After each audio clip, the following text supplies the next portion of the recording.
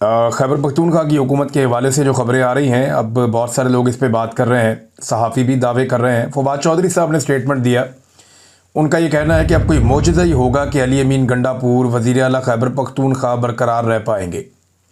फवाद चौधरी साहब को जो लेटेस्ट आदादोशुमार हैं या जो नंबर गेम है खैबर पख्तूनख्वा की असम्बली में, उसको देखकर शायद उन्हें भी आइडिया हो रहा है कि फारवर्ड ब्लॉक अगर कोई बन गया और उसमें चंद बंदे इकट्ठे हो गए तो बाकी जमातों के साथ मिलकर वज़ीर आला तब्दील हो सकता है।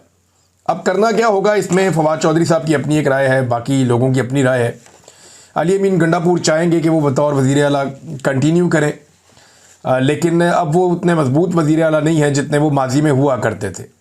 एक तो मखसूस नशिस्तें चली गई हैं, दूसरा अली अमीन गंडापुर साहब की अपनी ज़ाती मकबूलियत भी बहुत बुरी तरह डैमेज हुई है।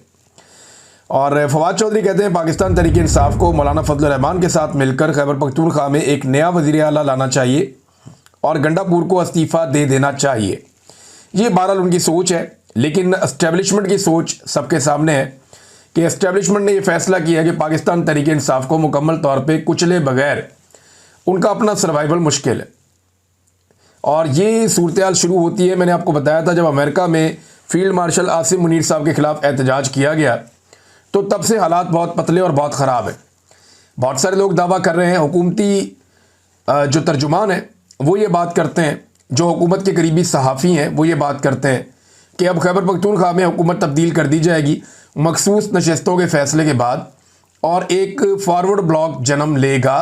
उन्हें यकीन दहानी करवाई जाएगी कि मुख्तलिफ जमातों में आपको एडजस्ट भी कर दिया जाएगा, आपका मुस्तकबिल भी महफूज है, बस सिर्फ आप अली अमीन गंडापुर साहब की हुकूमत फारिग करवाएं।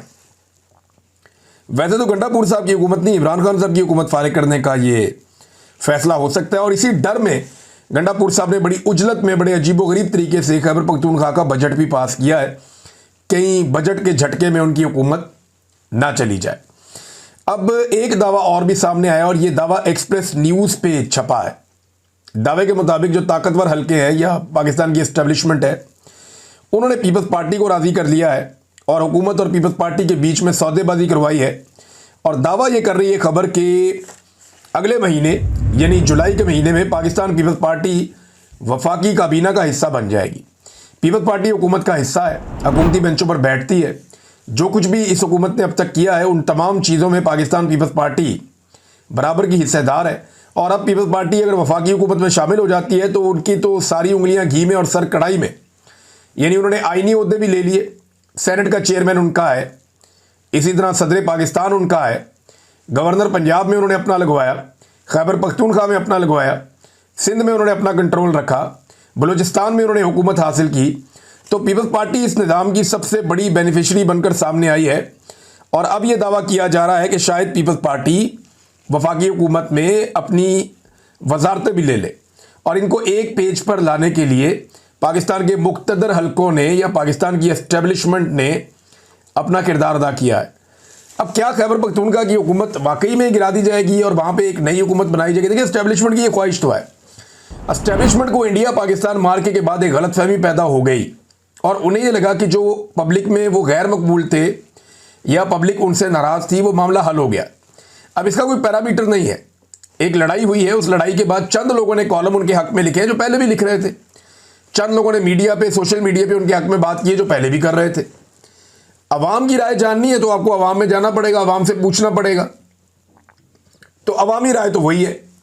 इसका फैसला आप यूं कर सकते हैं कि आप अभी इलेक्शन करवा लें और एस्टेब्लिशमेंट अपनी पॉलिटिकल पार्टी अनाउंस कर देगी, पीएमएल। और अनाउंस क्या करना है, सारे जानते हैं कि पाकिस्तान तहरीक इंसाफ इस वक्त एस्टेब्लिशमेंट के निशाने पर है और बाकी पॉलिटिकल पार्टीज एस्टेब्लिशमेंट की बरहूने मिन्नत हैं इस वक्त।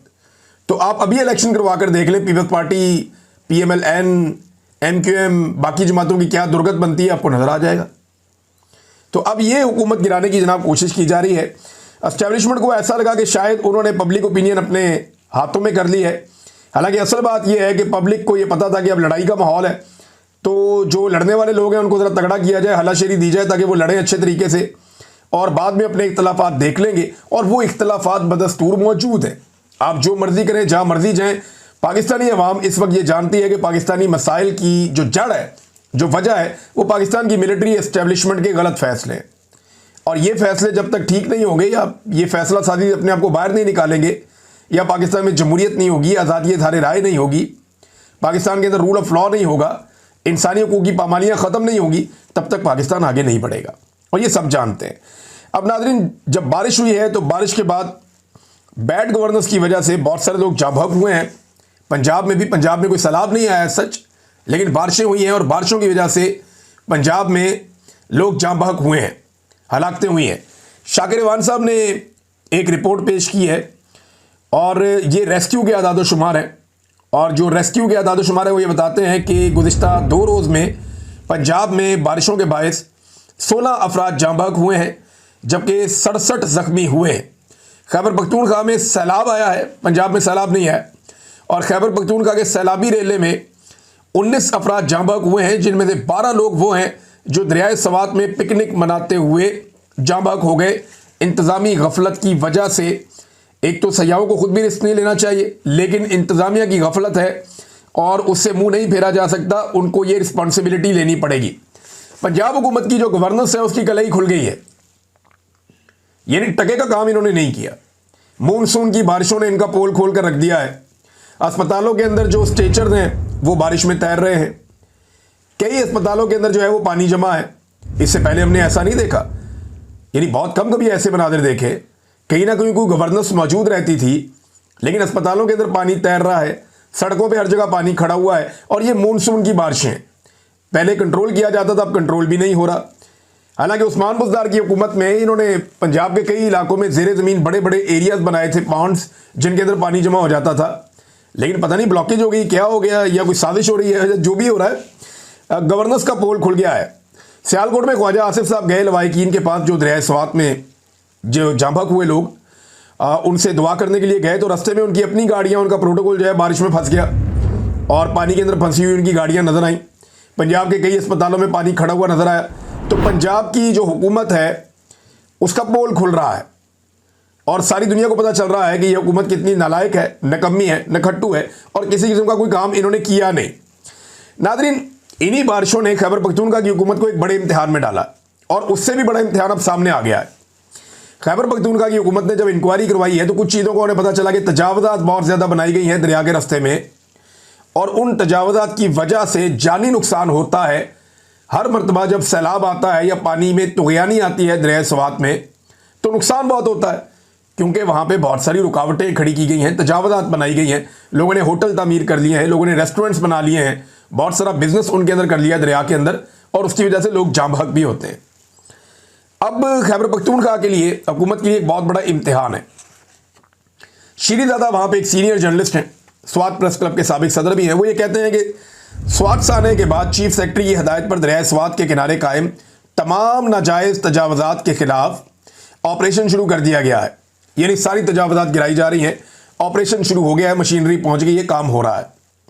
होटल मालिकान अब एक चैलेंज कर रहे हैं। यहाँ पे एक होटल मालिक का मैं इंटरव्यू सुन भी रहा था, वो भी यही बात कर रहा था कि जनाब आपने हमारे होटल गिराने हैं, हमारी चीज़ें गिरानी है तो आप गिरा दें, लेकिन वो कहता क्या जरा ये सुने आप।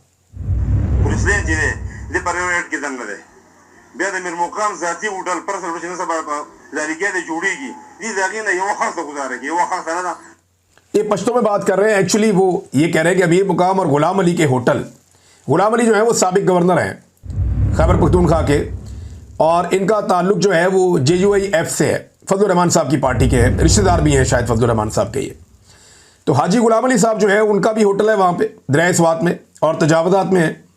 अमीर मुकाम जो है उनका भी दरिया के ऊपर होटल बना हुआ है।